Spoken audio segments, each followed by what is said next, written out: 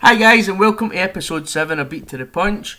I'm joined on the line by the first time by Brendan Deluley. Brendan, it's your first time on the pod. How are you feeling? I'm feeling great. Ready to talk some fighting. How's it going? Yeah, I'm good, man. I'm good. Every week we start off with the news, so there's really only one place to start, and that was with Ted Cheeseman. His failed attempt at the European title against Sergio Garcia. Did you see this fight? I didn't watch it live, but I went back and watched it during the week. I haven't seen much of Ted Cheeseman, but I was very impressed by Sergio Garcia. He had great lateral movement. He had great combinations. Just boxed beautifully. Yeah, that is really that was the key to it. I thought was a lateral movement right for the round one. He had Ted Cheeseman's number. I thought he kind of Ted Cheeseman wants to hunt you down and stand right in front of you. He will use lateral movement, and Ted Cheeseman couldn't really get any shots off. It was disconcerting to me that he's just marching forward, like hands kind of half held high. No jab whatsoever. I didn't understand that game plan. It didn't seem to change throughout the whole fight either. I Yeah, don't know. I thought that with Tony Sims, it was like he wasn't telling him how to cut. It's as if Cheeseman didn't know at 23 years Yeah, old how to cut the ring off, and Garcia was really making it look like an easy night's work, and it was getting painful to watch the longer the fight went on. I'm not sure if they didn't watch any tape on this guy or any of his fights or anything. It looked like the whole corner was just ill prepared for what they were dealing with. That's a difficult thing to do when you got a young guy like him in there. He's just walking forward, hoping to land a home run punch, and obviously, he had some success in the eighth round, but that was it for me. Really, that's all I really saw out of him doing well in that fight. Last week, I kind of, I think I overestimated how good Ted Cheeseman was. I thought getting up to the European level, that kind of basic style that he's got would be enough to get him over the line at that. But what I'm starting to realise is that European title level is no pushover anymore. I don't know if European fighters are getting better or British fighters are getting worse, but it seems to be like that's a few of your top prospects now have failed at the European level and failed miserably. What do you think about that? Do you think that we're maybe bumming these guys up a bit too much, or maybe we're pushing them in there too quick nowadays? I looked back at especially Sergio Garcia. I'd never heard of pretty much anyone he's ever fought. His record is nothing to none of the guys stand out at you. It's a lot of losing records for I think he has 23 wins maybe. And not to have like a good fight in there, I wouldn't expect. You'd look at the record and you'd say, you know what, Cheeseman's a big prospect. He should beat this guy. Apparently not. He's a Sergio Martinez protege, and that showed a little bit. And maybe they're just pushing the guys too fast, moving him too fast. He's 23. There's no reason he needs to be in a fight of that magnitude right away. He has the British title. Have him, slowly creep up the ladder. Yeah, I actually think something similar, but I think that there's maybe a touch of hypocrisy when it comes to boxing fans, because I'm one of these people. I don't like seeing guys being held up or cherry picking fights, and I think most boxing fans are like that. But whereas it's a fine line between stepping these guys up and stepping them too far, and I think that I'm hoping that Ted Cheeseman will become a better fighter for that pounding that he took the other night. But then again, that might destroy a fighter. I think they kept him in there too long. I mean, there's no shame in losing. They used to say if you don't have an L, if you don't have an O, that means you haven't fought anyone yet. I just thought maybe they thought he had some success in the eighth. I would have stopped the fight in the ninth round. His face it looked like chop meat. He was just getting tattooed. I think the last few rounds could be some lasting effect on him. He wasn't learning anything at that point. He was just getting beaten up. Yeah, that became quite apparent. I thought in round 6, he came out and he had a big haymaker, he had a big swing, and both his feet were off the ground. And I thought to myself at that time, I was like, in a playground fight in primary school or in secondary school, when somebody does that, they're about 3 seconds away from running home and getting their big brother to come back Yep. and fight the people for them. It's like that's how bad it had got. It had got to it looked like a kid who had lost his temper. He had lost all his temperament, And I think for round 6 on, I really wouldn't have. I would have had no problem with Tony Sims. I for about the end of round 6 to, and then right into 7, 8, 9, 10. I would have had no problem with Sims pulling him out of there because his head had went. He stopped. He was using a high guard for the first 6 rounds. After that, he started using the Rocky Balboa tactic and stomping punches with his face, and it was really painful to watch. Yeah, I thought that was a bad corner job. I thought another fight we'll talk about later had a bad corner job. I don't know if they're moving these guys too fast. I agree with what you said. Sometimes you want to see a guy progress. Very few promoters and outfits know what they're doing and do that well. I think Top Rank is one that moves guys the best, puts them in the best position to win titles. They know how to step a guy up or take a step back, and you really don't see that with too many other outfits. I'm not too familiar with how Eddie Hearn's matchmaker or whatever, but that Top Rank, as you look at, they know how to build the guy up. Well, I wrote an article this week saying that there's no shame in losing your L. If anything, you know, your zero, you're picking up your first loss. A zero means nothing on your record. You know, I spoke to Alex Arthur about this, and Alex Arthur told me you learn more for your defeats than what you do for your victories. And, you know, I've said this to a few boxers, and they agree. You find out stuff about yourself in there. But that kind of pasting that Cheeseman took, does he deserve the criticism, or does his corner deserve the criticism, or does his promoter deserve the criticism, or do we all hold back in the criticism and wait to see how this lad comes back? I wouldn't go to kill anyone yet. I wouldn't necessarily fire my trainer or blame the promoter. It should be a learning opportunity. I just thought it should have been stopped earlier. You know, it was reminded me of the beating that Marcos Maidana put on Victor Ortiz when he wasn't ready for that type of fight. You know, but Cheeseman had a big heart and he hung in there. And sometimes a big heart is a fighter's worst enemy. You know what I mean? Yeah, definitely. That's why you never put the responsibility of stopping a fight with a fighter. You know, that's why these guys in the corner and, you know, our referees and that are there. They're there to take that decision away. But, I mean, we've spoken enough about the failings of Ted Cheeseman and how he's fell short. What about Sergio Garcia? How good is this guy? And do we think that he can step up to world level?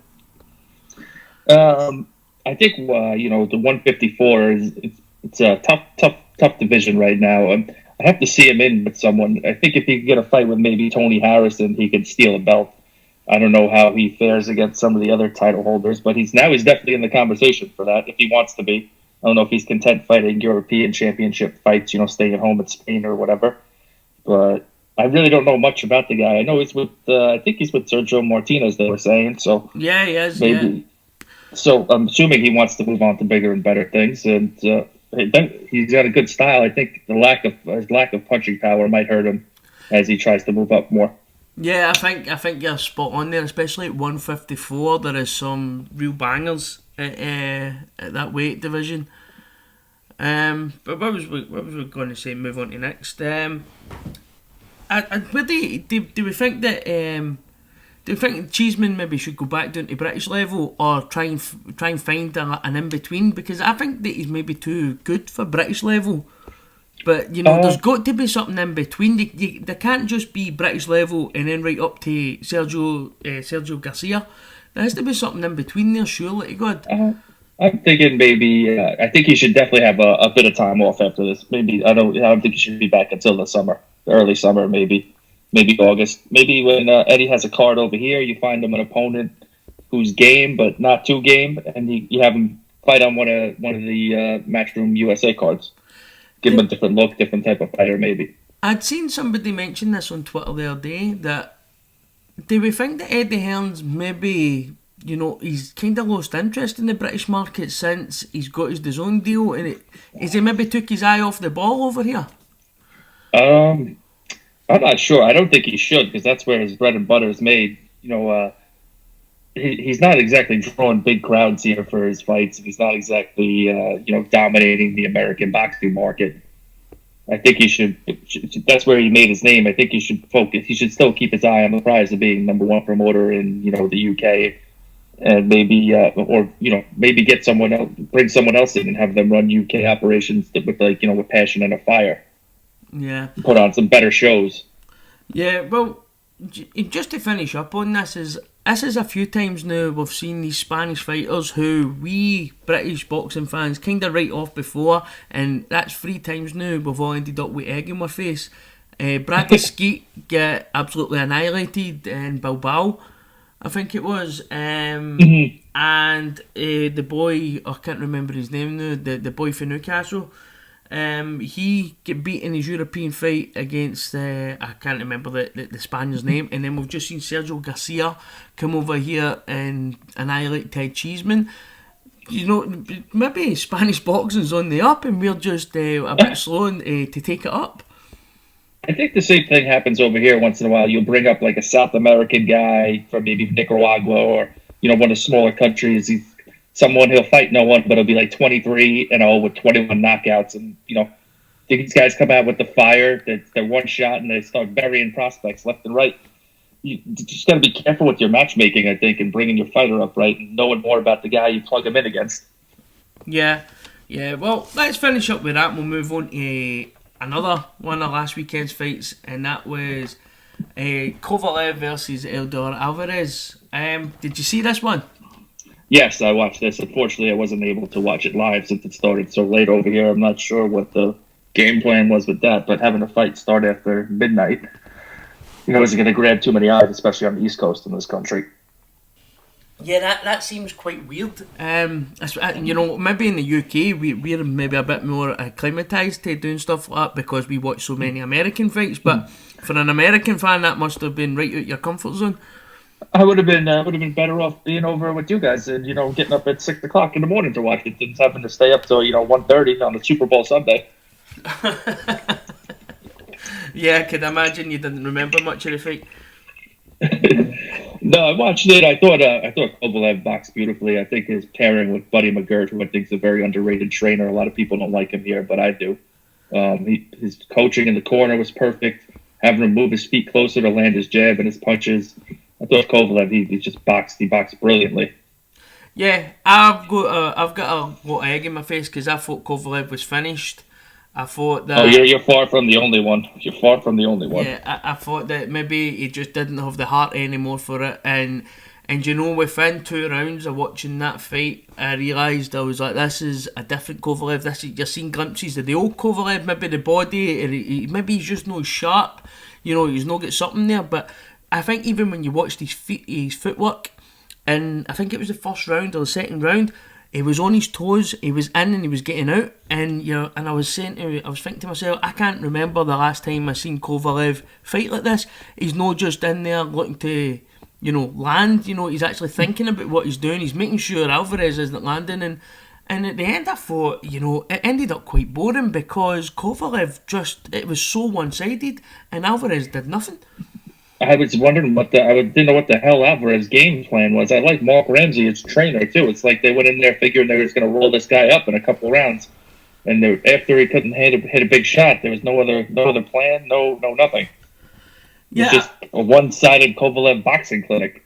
Yeah, I was really impressed with how Kovalev used his jab, especially in the middle rounds where I think he took a body shot, and I don't know if he was maybe taking a breather, but the way he used his jab to just make sure that Alvarez wasn't going to be able to land nothing while he was taking that wee breather, I thought that was superb. That was something that he didn't do in the last fight, and he get caught with, so it showed you that he's actually made the adjustments, and he knew what he was looking out for in that fight, and that's something Kovalev's been criticised for, not following instructions, not having a game plan.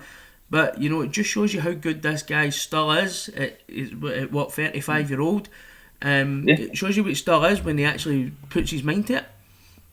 Yes, but I think Buddy McGirt made a big difference in the corner. I think for the last fight, he had just had some random old Russian guy he knew who gave him no instruction, and he looked kind of like a lost deer lost in headlights in there. But McGirt, I like Buddy McGirt's training style. He's not in your face. He's not loud. He tells you exactly what you need to do. Very calm and patient, and it works. The pairing seems to work. I'll be interested to see what's in it for him next. I'm not sure. Well, who's up for it? It really was. I understand what you're saying there, because when you seen McGirt giving him instructions, Kovalev's eyes were fixed right on his. You could tell he was right there with him. And I mean, again, that's something that you don't really expect for Kovalev. It's something that is usually one of his main criticisms. But you could tell he was taking in what McGirt was telling him. Yeah, he was definitely listening to every word he was saying. He was focused. He followed that game plan to a T. I thought, I was a little disappointed he didn't get a stoppage knockout, but sometimes it's better to get the rounds in and box someone's face off and have an easy night for yourself. Before we move on to just how bad Alvarez was and pick holes and what he was trying to do, what do you want to see next for Kovalev? I'm not sure. 175 isn't looking so busy these days. I would like to see a third Ward fight if he could fight like this, but I don't think Andre's coming back for that type of fight. You got, I don't know. I'm trying to think who's relevant 175 that he could get without a way the boxing politics go. Yeah, well, that's the thing. But I think that right away that was Berbiev. Was like the initial name for everybody to start firing around. But I mean, I actually would like to see him in against Bivol. I think he would stand a good chance because he's got physical advantages against Bivol, I think. Bivol, I haven't seen much of him, but he seems like just like a slugger. I mean, he's got good power. I think Kovalev with his size. I mean, Kovalev looked really big the other night. Yeah, that must be said as well. I thought he looked to be massive in the ring, which he didn't look the last time. Which I don't know if it's been his new training regime or if he's just training properly. But he looked really big the other night. So I think against somebody like Bivol, he'd have the physical advantages over him. Yeah, I think he's got a fight. He's fighting the kid from over here, from Long Island, right? I think coming up. Yeah, Joe Smith Jr. Joe Smith, yes. So they line up to fight each other. They fight right around the same time. That'd be a fight I'd be interested in seeing. I don't think it would draw very well. I don't know how well that would draw in the box office over here. Yeah, I think that would be a fight. It would need to probably go to Russia. I think in Russia, if they took that to Russia, it would be a super event over there. You have, I think Marcus Brown's coming off a big win when he beat Roger Jack. Unfortunately with that headbutt, but yeah, but Brown actually boxed very well that night. So again, that could be another good fight. Yeah, there's just no real big names in at light heavyweight, but there's very good fighters, and there could be some good fights. You have Peter Bev. I don't think he has anything on schedule, but all again with the politics, you never know what you can make and what you can't make anymore. Unfortunately. Yeah, but I think maybe Kovalev's age, at 35, I don't think we're going to see him hang around. I think if we're only going to see him another twice, or it might even be another once until he picks up his next loss, probably. I think he's going to be in the biggest fights he can get. I don't think he's just going to be jumping about maybe guys, just making the top 10 of that. I can maybe see him pushing on for unification fights or what. Yeah, I also think he has a little bit of legal drama going on over in California. There's some, I think he got charged with assaulting some woman while he was in training camp or something, the last training camp before. I don't know, we'll get to see how that plays off as well, Well, as I say, that makes that Bivol fight in Russia on him more. Yeah, might be fight Bivol in Russia and stay in Russia. Yeah, fugitive. But as you touched on, Alvarez really had no plan. How could you? Have you ever seen? Well, I don't know. Have you ever seen somebody gear up their title with such a whimper like that? I don't know if he didn't train for this fight. I don't know if he thought he was going to just, beat him easily again and said, I have his number, that's it. But it could have been one of those scenarios. But after he was getting outboxed, he didn't seem to even, try. He was just getting jab to death. Yeah, and I mean, I thought, there's always been question marks over Kovalev's body. There's, I know that Andy Patterson for the Boxing Asylum, he's always saying that he's always suspected that Kovalev's been hiding glass to the body. Alvarez He's didn't even test that kind of theory out.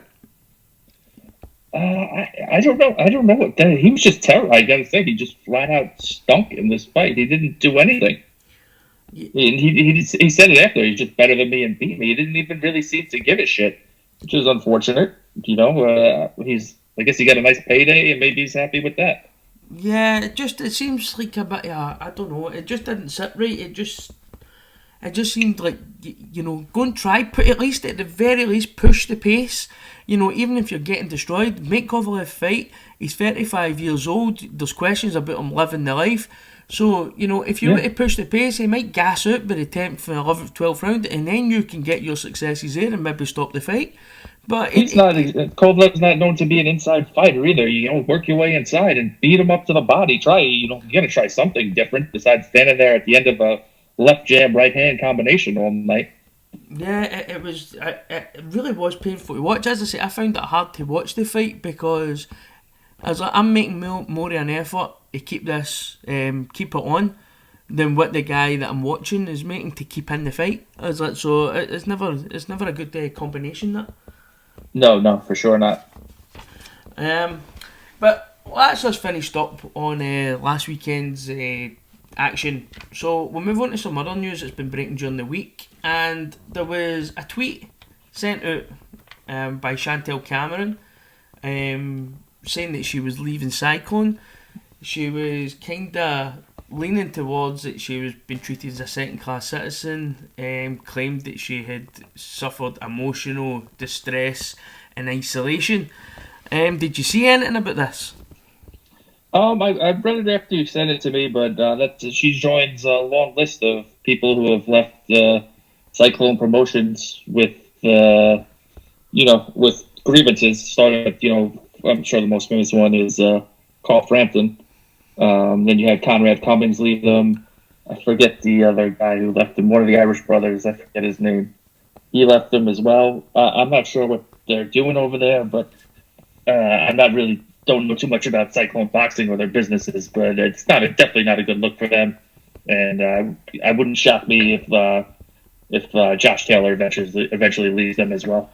Well, there has been rumblings and rumours, and I've heard some stories in certain gyms about how Cyclone actually do their business. But, I went on to actually just check that tweet to get some quotes from it today, and it's been deleted from Twitter. So there's obviously no legal action involved, which Chantel obviously alluded to in that tweet. She said that she thought she was going to be walking away, and she had an agreement with him, and only to find out that they were locking her in, so she was stuck. I mean, that's no way to treat. It's no way to treat a woman fighter, and it's no way to treat anybody. But especially a woman that they're kind of treating like a second class citizen. They don't want to train with her. She says she was getting Shane maybe the week before the fight. She wasn't doing anything with them. She was kind of training in the corner herself for fights. That's no way to treat somebody. That's not good, because I'm sure she could find someone who would want to work with her and would be a trainer to her. It's, and if you're not interested in having someone, you don't just hold them for spite. I mean, obviously, I don't think there's a big money market for women's boxing, unfortunately for them. But, I mean, how much money is he going to make off her? If she needs to go, let her go, and that's that. I don't understand. This seems like he's trying to take a piece of everyone on their way out the door, which I hate. I hate the business side of boxing a lot. Yeah, well, I've met Barry McGuigan, and Barry McGuigan was a hero of mine until I met him, and now I despise the man. So I'll just leave that at that. But I hate the guy. He's taken a big dive, in my opinion, the way he's dealt with Carl Frampton. Like I said, I don't know much of the interior things, but what I know about Carl and what everyone seems to say about Carl is a stand-up good guy. And if you wrong, I'm pretty sure you probably wronged him if he's saying you did. So it didn't shock me at all that this woman came out and made similar claims. Yeah, it's always kind of felt the way with Chantel. It's like Eddie Hearn's got Kate Taylor. We want a token woman boxer, and we're having Chantel, and it's kind of like she's been cast aside. She doesn't get TV slots. I mean, I've been to Cyclone shows and I'm usually in maybe the Hydro for about 7 o'clock, and I've missed her fighting. This is a Cyclone fighter. And yeah. I think the same with a few other fighters. I've seen it with Martin Bacoli as well, and I would get there at 7 o'clock, and he's been on. He's been, the TV segment hasn't even started yet. But yet, you 7 o'clock's early for fights. I mean, how early are you supposed to get there? And you're putting on your prospects on early. You want your crowd to see him, and if you can spit a TV slot for him, you definitely want that as well. Get some name recognition, some notoriety. Yeah, so that was as you kind of alluded to there, Josh Taylor. We all kind of know that Josh Taylor is all Cyclone have got, but just how long do you think that they're going to keep? How much control do you think they're going to have over Josh? And do you think that's eventually going to end in tears and maybe even damage Josh's career? I think Josh should go get himself a good lawyer, make sure his contracts are straight, and when it's time to leave, it's time to leave. He'll get big time offers. Definitely, he'll get one from Eddie. I'm sure he'll get one from Frank, and just the way the guy fights, and he'll get them from over here as well. Yeah, I was actually thinking that I wouldn't be surprised if an American promoter wouldn't want to take on Josh Taylor as well, because I'm sure Bob Arum would love to have him, and he'll do the business of putting on fights over there for him. Good fighter's a good fighter wherever you can get your hands on him. Yeah, well, I would kind of talk that one. I don't really know. I've seen Chantel Cameron fight a few times, but I mean, I just think this is a growing theme now with Cyclone, so I just thought we would talk about it, because I don't think he's going to be the last fighter to leave. Absolutely not. Absolutely not. And I think the growing theme with all is it's all going to, or every fighter that leaves is going to end up in a court battle, and at the end of it, it's going to be the fighter that loses out, because they then can't fight. They've got managerial problems. We've seen it with Mikey Garcia's and, is it Andre Ward as well. We lose these people for years out the ring. I think we'll see an inkling what happens. When's Frampton's court cases in May, I think, in Belfast. For some odd reason, they really didn't want to have the court case in Belfast. So that'll tell you that I already think that he knows they know they're going to lose that one, and they're in the wrong. If you're justified, why would you care where the court case is being held? Yeah, and as you said, there's Cal Frampton always comes across as a stand-up man, and he's a family man. And I've said this on this pod a couple of times. So I would always take Cal Frampton's side over it. I agree with you 100%. Everyone says he's a gentleman, and I don't know. McGuigan's come off a bit slimy to me. Yeah, but especially the son, what's his name, Spice Boys. After he lost the fight to Santa Cruz, he's putting up the laughing emojis on Twitter. Like, grow up. This is how you want to be looked at. Mm-hmm. You're supposed to be like the manager trainer guy. You look like an asshole instead. Yeah, but I kind of feel stupid, because I've always been an advocate of Cyclone promotion, because they're on free TV over here, but it just kind of, I don't know, there's something quite sleazy, and I don't know, it kind of feels like I don't know, a shifty operation that's going on there. I would say. It's not shocking in boxing, unfortunately. A lot of these guys get taken advantage of, and definitely, not get their money's worth, or they're just deserved. Yeah, but earlier on in the week and all, we'll move on to the next bit of the news. The other day there, we had James DeGale coming out and telling us something that most of us already knew, and that is that peds and drugs are rife in boxing. What do you think about this? Did it come as any kind of shock to you? Oh no, not really. But my issue with this is, he's with Paulie now. And he does the same thing. They know all this stuff. They know about all these people. They have all this proof but they never name names. They never have the proof. They never have anything but their word. Paulie's been screaming for years that Pacquiao's on the juice, but he's never proved it. He's never, said he's never seen it, but he knows. I know guys are cheating. I know it's true, but I just find it disingenuous when you make all these claims, but you won't name names. Yeah, you're not helping. You're not helping out. You're just pointing. Actually, you're probably damaging things more than you're helping. If you want to make a big stink, name names, say the name, say who it is, say where you saw it, say what camp you saw it in. Yeah, what I found quite bizarre about it was it kind of singled out the US. It was kind of it's rife in boxing, especially in the US. Now I think that's a load of bollocks. I don't think it's any worse in the United States than where it is in Britain, but people in Britain have got this people in Britain have got this perception that we're the best, we're leaders and everything, and we're cleaner and we're holier than now, and we really aren't. You know, I know. Billy Joe's son just failed a drug test over here in Massachusetts for something that's legal there, but he's not respecting the suspension because it doesn't count. yeah, I remember for Tyson Fury, who nobody really talks about failing drug tests. Hughie Fury. We also, if we want to go into the cycling side of things, you know, we've got quite bizarre things going on with when the government inquiry went back to checking cyclists' past urine tests and they couldn't find them. You know, and, you know, things like that's happening in the UK. So nobody's telling me that, you know, that we've got any kind of moral high ground here. But it's rife in boxing across the board. I agree 100%. But you know, these guys will do, you know, one loss and, you know, at the peak of your career could make or break millions of dollars. These guys, a lot of guys will do anything it takes to get an edge, anything it takes to get the win. It's you know. Why do you think that why do you think that boxing is so far behind every other sport? I mean, I'm dumbfounded at how far boxing is behind. There's no like, I feel like there's no like league, you know, like, you know, it's not like the Scottish Premier League has testing, the you know, English Premier League has testing, the NBA, the NFL. There's stringent drug testing. Boxing, it's kind of like fly by the seat of your pants. The guys, if they don't sign like with VADA or WADA or whoever over here, you know, maybe you take a piss the night before the fight and that's it. You'd be cycled on and off 3 times. I don't know. I know it's a money issue. I don't know who can pay for all the testing, but it certainly should be done.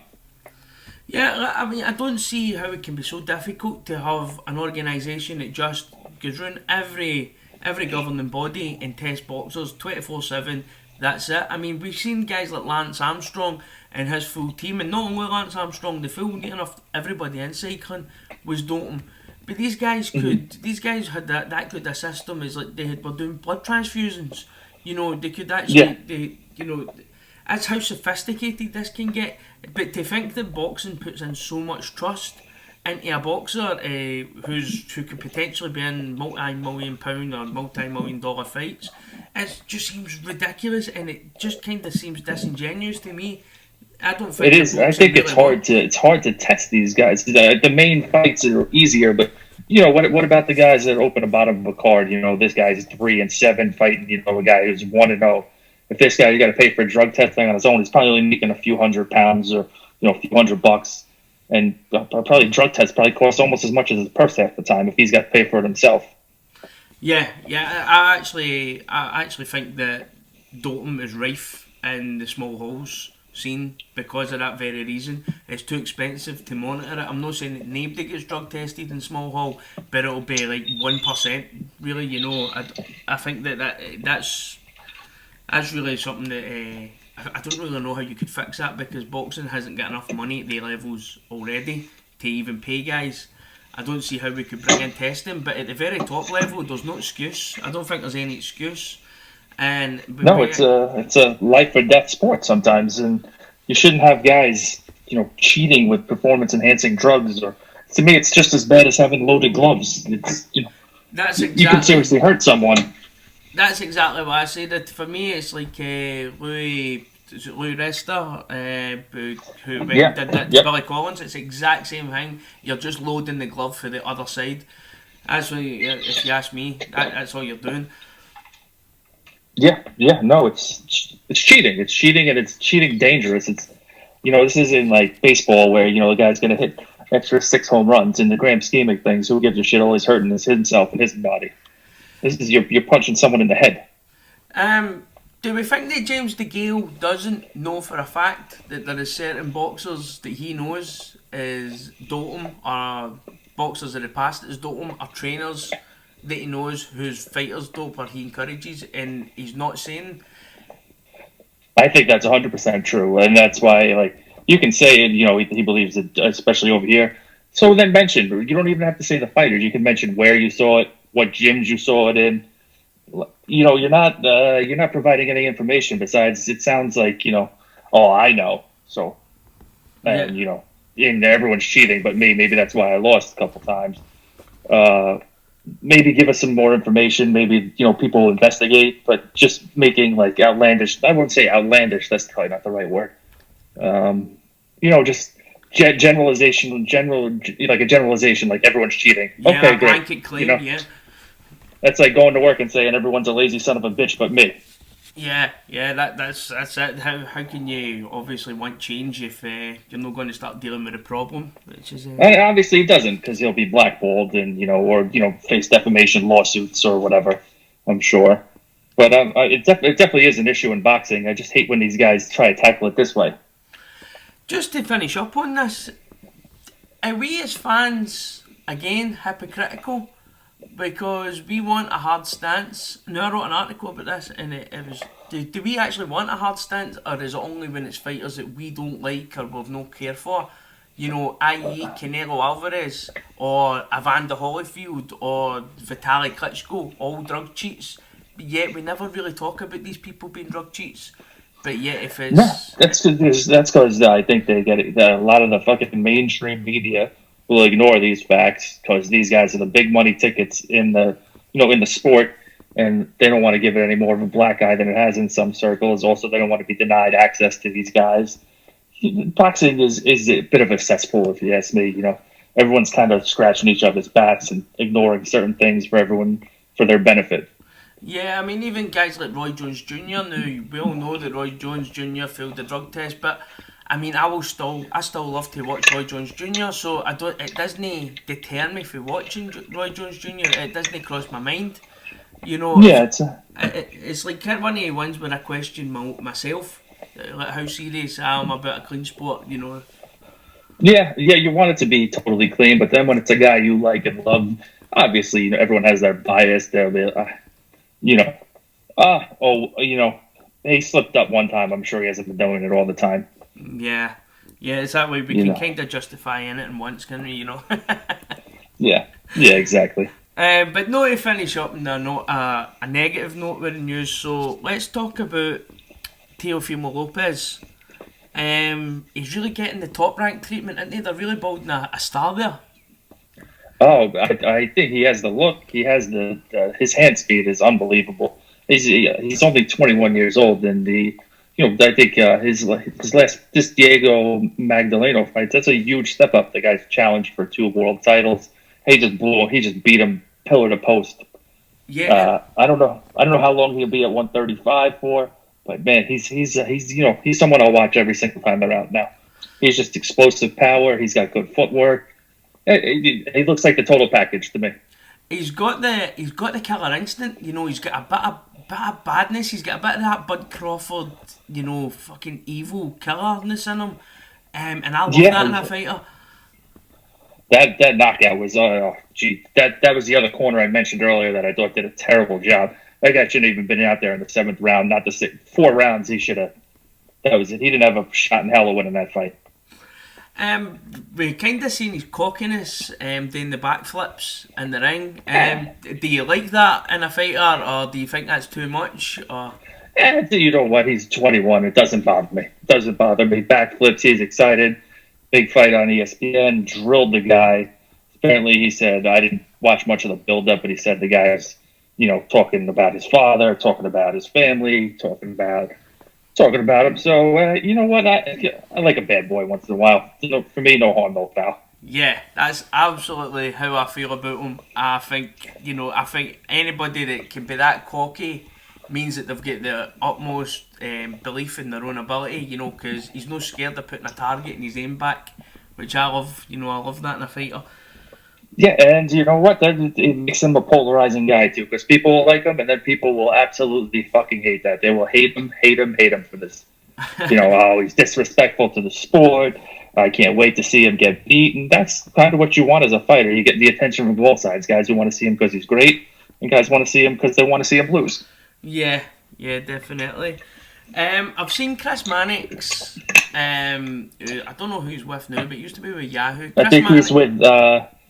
I think he's still with Yahoo. I'm not sure. But I'd read something. That's when I first became aware of him, and a couple of American writers. Like he's an American prospect, so we don't really see a lot of him.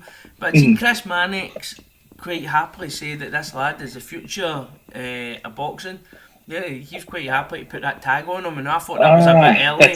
That's a bit early. I'm not the biggest Chris Mannix fan. He's more of a this is a guy who I guess he likes boxing, but I follow him. He's more of a known as a basketball writer, an NBA writer.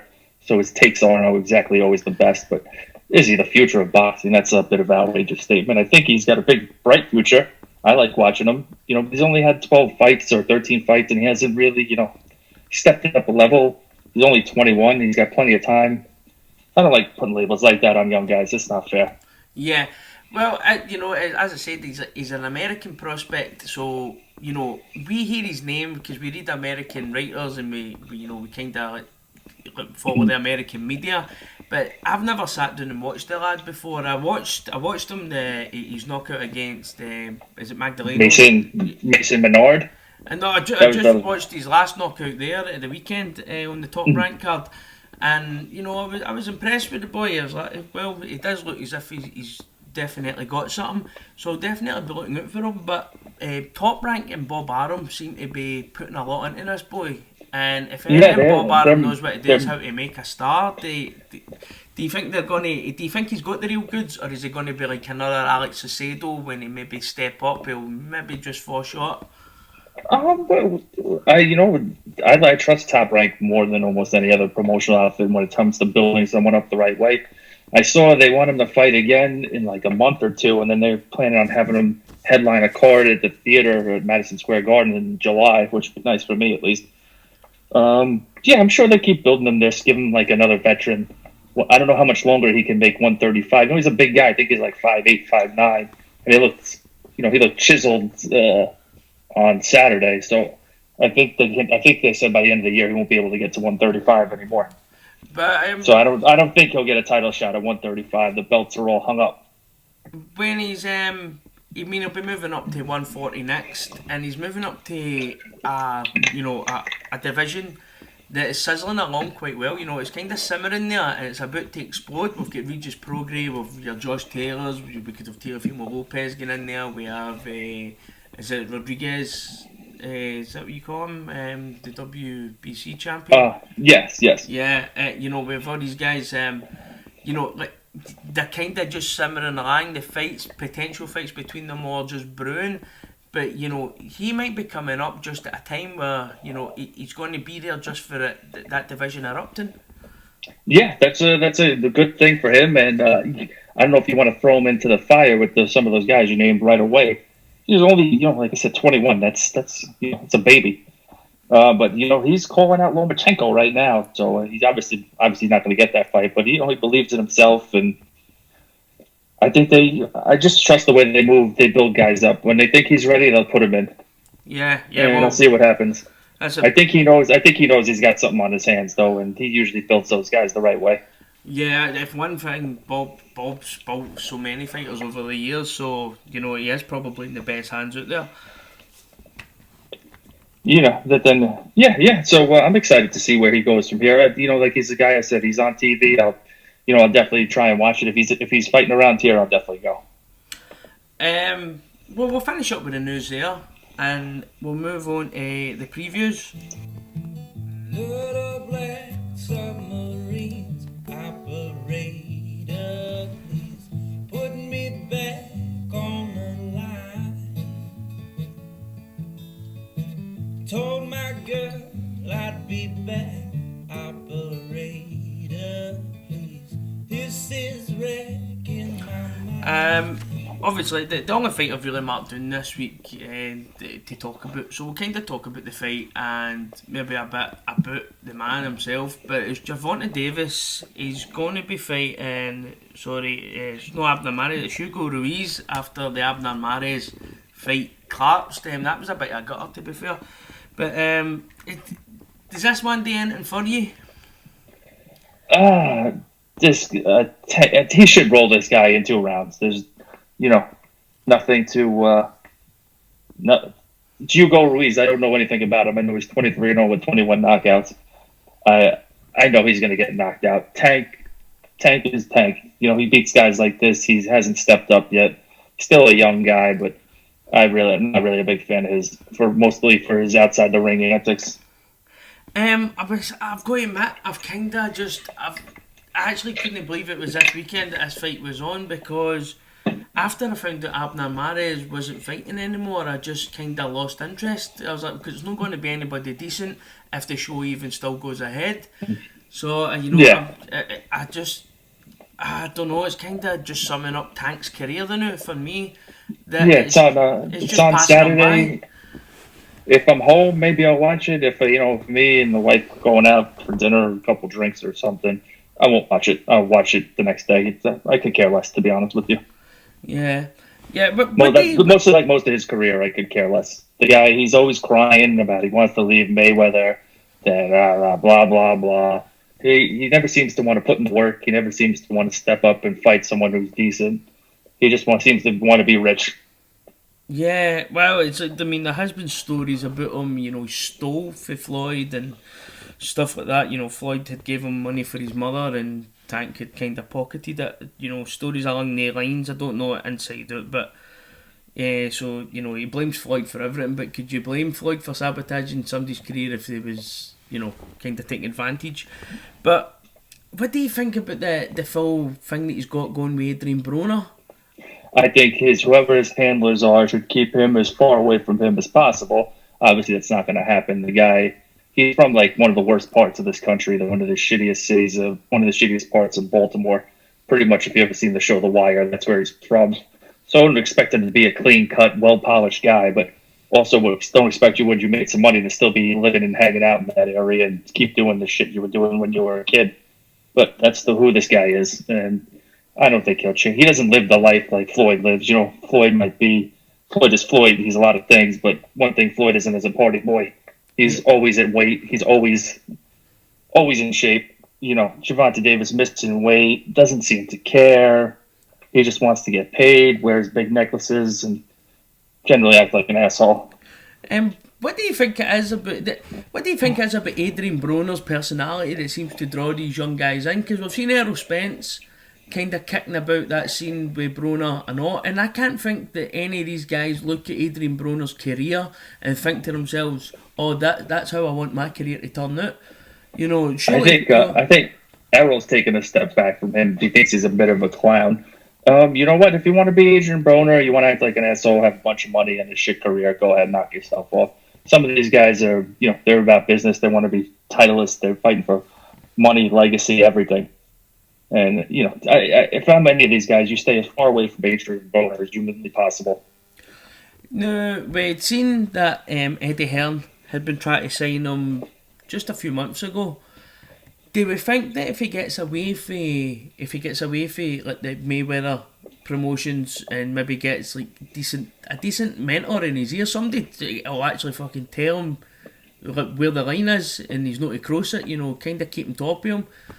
Do you think that'll help him, or is he just one of these guys who's just always going to be fucked up? I think he's always going to be the way he is. If he's not going to listen to Floyd, he's definitely not going to listen to white British guys. You know what I mean? Yeah. He's not. Broner. Look at the beatings he's taken. Nothing's changed. Nothing's changed him. I don't know why these guys don't look to more like guys like Sean Porter or a guy like Terry Crawford, a guy like Errol Spence. That's someone you should emulate in this sport. You know what I mean? Yeah, definitely. I actually brought this up a few weeks ago, and I was saying that I love guys that's got limited ability, but will absolutely make the most of it. And you're seeing guys like Gervonta Davis who've got outstanding ability, but they're not willing to put in the work. They've not got the work ethic to go with it, and they kind of just wasting themselves. And there's nothing worse than seeing God-given talent going to waste.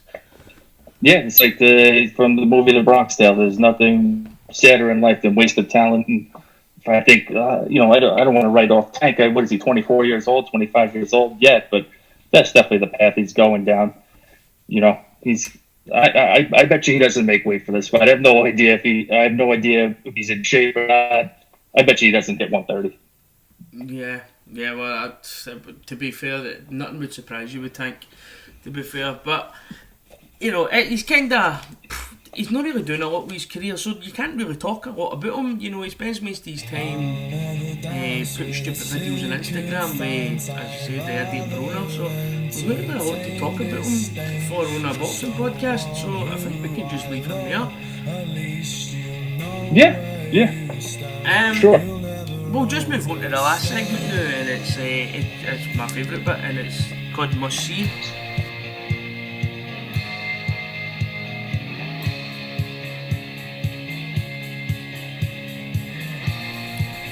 This is where we kind of like just anything at all in boxing, the boxing media, boxing book, anything, interviews, movies, anything in boxing that you maybe have seen, you just want to let people know to go check it out. I'd seen Tommy Allen, you know Tommy, for the Boxing Asylum. Yep. But Sure. Tommy was asking for a documentary to watch on Twitter the other day there, and I was like, oh well, I'll keep an eye on this and it'll give me ideas. But I ended up suggesting to Tommy to watch the Jack Johnson documentary. The Unforgivable Blackness, the one that was on like the PBS one over here. Oh, it's a very old one. It's a very rare old one. You know, the sound. It's on YouTube, but the sound on it's like really poor because I think it's from an old videotape. It's been transferred onto YouTube. But it's Okay. great. It's on for about 2 hours, and it's fantastic. It goes right into it kind of goes right into like the full, kind of sets the scene in the race wars in America at the time. Pretty much, you know how. Early was a 1919. Yeah, it was kind of like and then it was kind of how it was showing you how he went around the world hounding Tommy Burns, and how he ended up getting the fight with Tommy Burns in Australia, and then nearly causing a riot. The police had to stop it, you know, stop the cameras rolling because they couldn't have a black man beating a white man. You know, it's kind of showing you stuff like this, and it kind of emphasised just how an amazing guy and how big a character Jack Johnson must have been. He put this up because there wasn't another black world champion for like about 25 years, and it was Joe Louis was the next black heavyweight champion. So, you know, it kind of gets right into this, and I thought it was great. You know, it's definitely worth checking out. If you go into YouTube, Jack Johnson documentary, and it comes up, it's rare. It comes up, I always remember it says rare on it. So, if you're looking for something to watch, it's definitely worth checking out. Oh, sounds good. I'll have to give it a watch. The only one I've seen about him, I think it's called Unforgivable Blackness. It was on, they did it on it's like a public television station here. It was on maybe like late 90s, early 2000s. It's about 3 hours long, but it's well worth the watch. Oh, well, PBS documentaries are not my new favourite thing. I love them. So I'll probably go and check that out tonight. Oh, great. Yeah, you'll definitely enjoy it. Have you seen anything that you'd want to share with people? I mentioned it to you on Twitter. I saw a fight. I think it was the anniversary. A few days ago, last week, was Roberto Duran versus Iran Barkley. Duran wins the fight. It's just a really, really good fight. I actually thought Barkley had won the fight, but you know, Roberto Duran was the household name. He was obviously going to get the benefit of the doubt in the scorecards. But if anyone gets a chance to check it out, I highly recommend it. Very high action, a lot of action. Good fight, very good fight.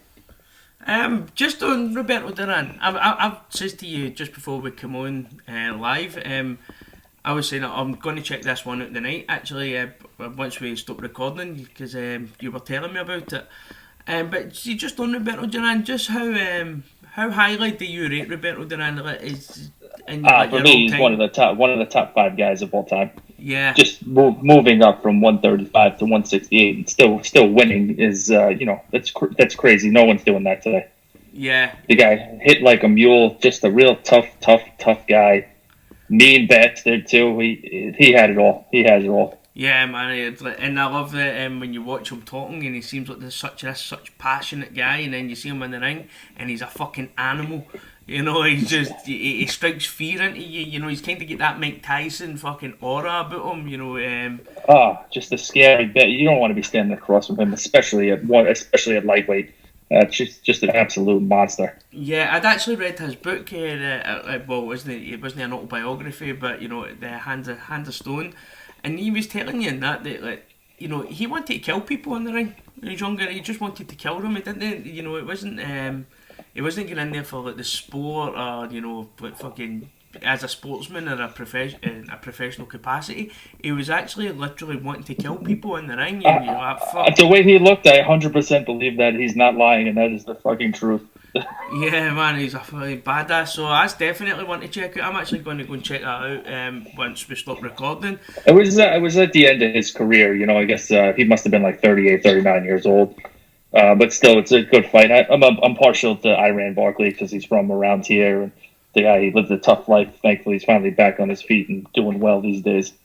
There was I actually seen a documentary about Duran, and he was, Duran was still in club fights in Mexico and Latin America, when he was in his 50s, still doing club fights, fighting in bars and all that. It's like he just loved boxing. He couldn't give it up. Yeah. I don't doubt that at all. Seems like just a mad bastard, to be honest with you. Yeah, he's sitting there at about 15 stone and getting in and fighting in these bars. It was crazy to watch this man in his 50s. Oh man, that's wild stuff. But Brendan, thanks very much for having you coming on. Thanks for having me. I appreciate it. Yeah, good time. Hopefully get you back on again. I've really enjoyed the next pod. It's actually been really good. Oh, thanks, man. I enjoyed it myself. It was a good time.